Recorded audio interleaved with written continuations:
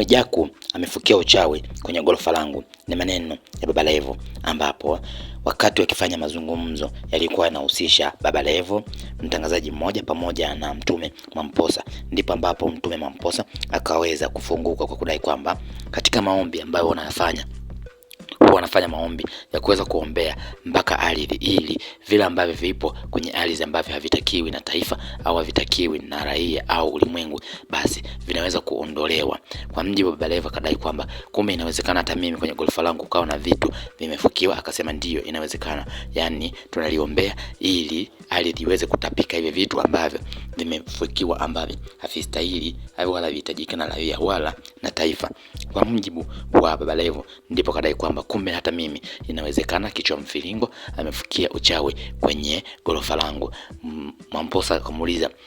kichwa mviringo ndo nani? Akadai kwamba Mwijaku. Ndipo ambapo Mwamposa akadai kwamba inawezekana akawa amefukia kweli, kwa kuwa huwezi kujua, hivyo unatakiwa ufanye maombi kwenye eneo hilo, ardhi hiyo ambayo unajenga hilo gorofa au eneo hilo lenye gorofa, ili kama kuna vitu vimeweza kufukiwa basi viweze kutapishwa na ardhi, ili ardhi iwe salama na iwe ambayo inaweza kutumika. Ikumbuke kwamba Baba Levo naye ameweza kufuata nyayo za Mwijaku baada ya Mwijaku kuweza kuzindua gorofa lake na kuonyesha ambalo analita kama ni kasri, kudai kwamba ameweza kujenga kwa takriban bilioni 1.3, naye yupo kwenye mchakato wa kujenga gorofa hilo, gorofa la kwake ambalo ni kubwa zaidi, na kudai kwamba huenda pengine Mwijaku anamwonea wivu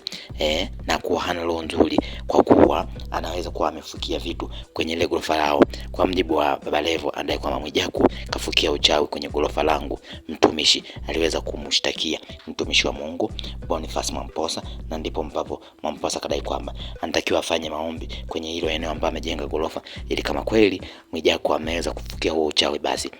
uweze kutapishwa na ardhi, ili gorofa hilo libaki salama na abaki salama, kwa kuwa unaweza kuwa unaishi kuna watu wameshafukia vitu vyao, hivyo ukawa unahisi kama una mikosi, kumbe kuna vitu ambavyo vimefukiwa, hivyo anahitaji kufanywa maombi.